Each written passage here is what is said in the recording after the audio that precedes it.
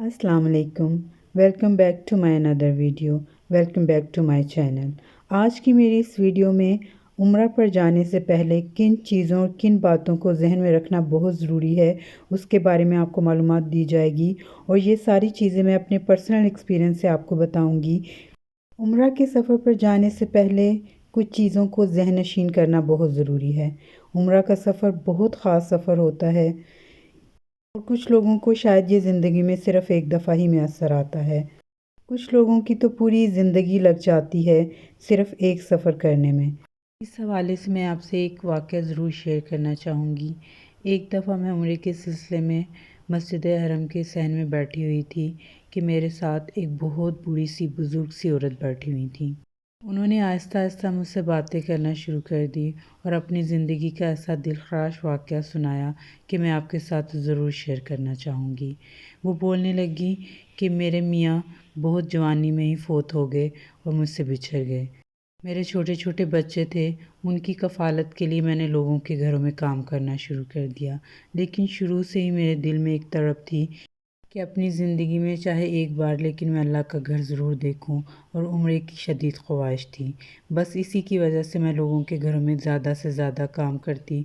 जो भी छोटा छोटा काम मिलता मैं वो करती, और उस पैसे को मैं एक एक करके सेव करती जाती। अब वो बुज़ुर्ग औरत तकरीबन शायद 70 के करीब थी, तो कह रही थी, देखो अब अल्लाह ने मुझे अपने दर को देखने का मौका दिया है और अब मैं उम्रा के लिए आई हूँ। ये सब उसी की बदौलत है जो मैंने एक एक करके पैसा जमा किया था। तो ये सारी बात करने का मकसद यही था कि कुछ लोग इतनी मुश्किलों से अल्लाह के घर पहुँचते हैं, और अगर हम जाते हैं और हमें ये सआदत नसीब होती है तो हमें वो सारी चीज़ों को ध्यान में रखना चाहिए कि हमारा उम्रा मकबूल हो। उम्रा के लिए सिर्फ चीज़ों को समेट लेना ज़रूरी नहीं, बल्कि सबसे पहले आपको ज़हनी और जिस्मानी तौर पर रेडी करना भी बहुत ज़रूरी है। अब आप ये कहेंगे कि ये ज़हनी तौर पर तैयार करना क्या है? तो ज़हनी तौर पर तैयार करना अपने आप को ये है कि जब आप अल्लाह के घर जाने लगें तो सिर्फ़ अपने आप को उसी के लिए डेडिकेट कर दें। कोशिश करें कि 5 की 5 नमाज़ें हरम शरीफ में पढ़ने का मौका मिले। अपनी इबादतों को जाने से पहले ही शेड्यूल और टाइम टेबल बना के जाएं कि किस टाइम आपने ज़ियारत करनी है।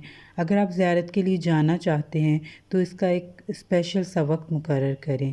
अगर आप बग़ैर प्लानिंग के कभी इधर जाएंगे कभी उधर जाएंगे तो फिर इस तरह आपकी हरम की नमाज़ें जो हैं वो मिस हो जाएंगी। ऐसा ना हो कि आप बिला वजह ख़रीदारियों में मसरूफ़ हैं और वहाँ पे जाने की जो इबादत की रूह है उसको आप ज़ाया करते जा रहे हैं। अगर आपके सर्कल में किसी ने पहले उम्रा किया हुआ है तो आप उम्रा पर जाने से पहले उससे सारी बातें पूछ लें, उससे इन्फॉर्मेशन ले लें। वो आपको काफ़ी चीज़ें क्लियर कर देगा। या पहले आपने उम्रा किया हुआ है और दूसरी दफ़ा जा रहे हैं तो फिर भी आपको काफ़ी चीज़ों का पता चल जाएगा कि किस तरह से आपने चीज़ों को ऑर्गेनाइज़ करके जाना है। मैंने अपनी पर्सनल एक्सपीरियंस से भी ये चीज़ देखी है कि हम में से बहुत से ऐसे लोग होते हैं जिनका ये कॉन्सेप्ट होता है कि हमें उम्रा करने से पहले उम्रा के रुकन सीखने की क्या ज़रूरत है। हम जब वहाँ पे जाएंगे तो लोगों के देखा देखी हम भी वही जो लोग करेंगे, जैसे रुकन वो अदा करेंगे हम भी कर लेंगे। तो यहीं से आपकी सबसे बड़ी गलती शुरू होती है। हो सकता है वो भी बहुत से ऐसे लोग हों जो कि शरई चीज़ों को ना जानते हों और गलतियाँ करते हों, और अगर आप भी उनकी देखा देखी करेंगे तो आपसे भी वो गलतियाँ सरज़द हो सकती हैं। तो कोशिश करें कि पूरा नॉलेज लेके जाएं, ताकि जो वक्त हमने इबादत में सर्व करना है वहाँ पे ऐसा ना हो कि उस टाइम आप उम्रा की किताबें ख़रीद रहे हैं, ये लोगों से इंफॉर्मेशन लेते फिर रहे हैं कि अब क्या करना है और आगे कैसे उम्रा होगा, और ये हमारा सारा वक्त जो है वो इन चीज़ों को सीखने में लग जाएगा। अगर आपको पहले ही सारी चीज़ों का पूरा नॉलेज होगा तो आप दूसरे लोगों के लिए, जैसे कि हमारे बुज़ुर्ग अफराद वहाँ पे होते हैं, उनके लिए बहुत ज़्यादा बेनिफिशियल साबित हो सकते हैं और उनको अच्छी तरह से शरई नॉलेज दे सकते हैं। दूसरा मेरा सबसे अहम पॉइंट ऐसा है कि ऐसे मेरे बहन भाई जो कि सऊदी अरब से बाहर से उम्रा करने मक्का जाते हैं तो वहाँ उनके लिए इन्वायरमेंट बिल्कुल चेंज हो जाता है। तो वो कुछ मेडिसिन्स अपने साथ ज़रूर रखें, जैसे मसलन सर दर्द की होगी, बुखार की हो गई, थ्रोट इन्फेक्शन की हो गई, हाथ पाँव की सूजन वहाँ पे हो जाती है, क्योंकि मक्का का टेम्परेचर काफ़ी हॉट होता है और जाते ही जो है आपकी ख़ुराक भी चेंज हो जाती है, आपकी रूटीन भी चेंज हो जाती है। तो इन चीज़ों की आपको बहुत ज़्यादा ज़रूरत पड़ती है। اور آٹومیٹکلی وہاں پہ صحت جو ہے تھوڑی بہت اوپر نیچے ہو سکتی ہے۔ اب وہاں پہ ہاسپٹل اور میڈیسن جو ہے اس کے ایکسپنسز کافی مہنگے پڑ جاتے ہیں، تو بہتر یہی ہے کہ آپ اپنی ہوم کنٹری سے ہی یہ ساری میڈیسن لے کے جائیں، تاکہ وہاں پہ بھی جا کے آپ کو ٹینشن نہ ہو۔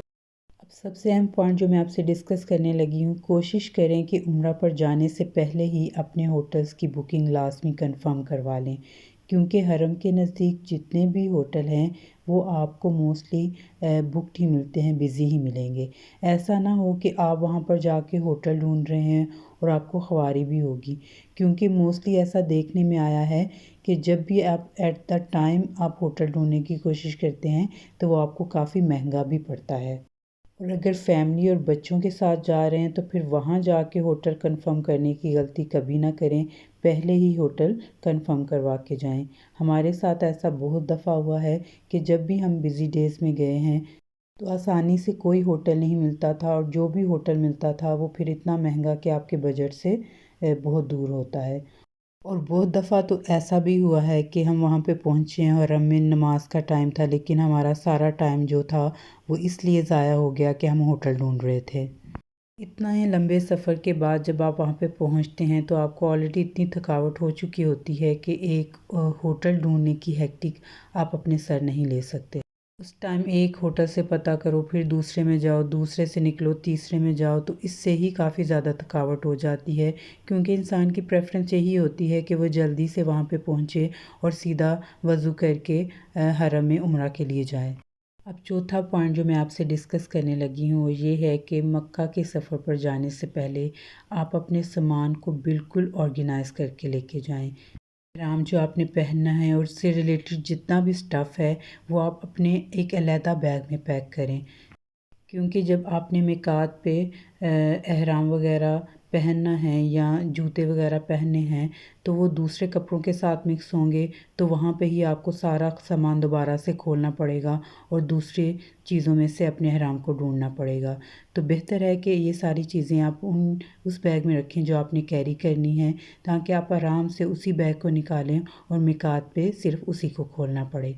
اگر آپ نے اپنا سامان صحیح طرح سے باندھا ہوگا، صحیح طرح سے آرگنائز کیا ہوگا، تو ایسا بھی ہوتا ہے کہ بعض دفعہ ہمیں ہوٹلز کے کمرے اتنے چھوٹے مل جاتے ہیں کہ سامان کا انبار سا لگ جاتا ہے، اور پھر ذہنی کوفت الگ سی ہوتی ہے کہ سامان کو کس طرح سے سمیٹ کے رکھا جائے۔ اگر آپ پہلی دفعہ جا رہے ہیں اور زیادہ دنوں کے لیے جا رہے ہیں تو پہلے ہی اپنی صحت کا خاص خیال رکھیں، واک کرنا شروع کر دیں۔ اگر آپ کسی بیماری کے پیشنٹس ہیں تو آپ اپنے ڈاکٹر سے کنسلٹ کر کے جائیں، تھوڑا سا ڈائٹ پلان لے کے جائیں، کیونکہ آپ کو وہاں پہ جتنے بھی ہوٹلز ملیں گے اس میں زیادہ سے زیادہ وہ لوگ گھی اور آئل وغیرہ کا یوز کرتے ہیں، تو کوشش کریں کہ گھر سے ہی پورج وغیرہ، دلیا وغیرہ اس طرح کی چیزیں لے کے جائیں۔ وہاں پہ آپ کھجوریں یوز کر سکتے ہیں، وہاں پہ آپ فروٹس وغیرہ کا استعمال بہت زیادہ کر سکتے ہیں، دہی لسی وغیرہ کا استعمال کر سکتے ہیں، تو جس سے جو ہے آپ کا پیٹ بھرا رہے گا۔ اور اب سب سے لاسٹ بات جو میرے نزدیک وہ یہ ہے کہ سب کو دل سے معاف کر کے جائیں۔ یہ سفر اتنا خوبصورت، اتنا حسین ہے کہ دل میں کسی چیز کی نفرت، بغض، حسد لے کے جانے کو دل نہیں کرتا۔ لبیک اللہم لبیک، کیونکہ اسی دل میں ہم اپنے اللہ سے ملنے کی تڑپ لے کے جا رہے ہوتے ہیں، تو اس دل کو بالکل صاف کر کے لے کے جائیں۔ جیسے آپ کے دل میں یہ شدید خواہش ہوتی ہے کہ میں اپنے رب سے ملنے جا رہا ہوں اور میرا رب مجھے دل سے معاف کر دے، توبہ کی غرض سے جاتے ہیں، تو اسی وجہ سے پہلے سب کو، دوسروں کو معاف کر کے جائیں، تاکہ اللہ تعالیٰ آپ کی اس نیکی کو قبول کرے۔ اپنی اس ویڈیو کو بنانے سے پہلے میں نے بہت ساری دوسری ویڈیوز بھی دیکھی تھیں کہ ان کا کنٹینٹ کیا ہے۔ میری کوشش یہی تھی کہ وہ چیزیں میں اپنی اس ویڈیو میں ڈسکس نہ کروں جو بار بار سوشل میڈیا پہ آ چکی ہیں۔ میں اپنے پرسنل ایکسپیرینس سے چیزیں شیئر کرنا چاہتی تھی۔ امید ہے آپ کو یہ میری ویڈیو پسند آئی ہوگی۔ اللہ پاک ہم سب کی عبادتوں کو اپنی بارگاہ الہی میں قبول و منظور فرمائے۔ اللہ میرا اور آپ کا حامی و ناصر ہو۔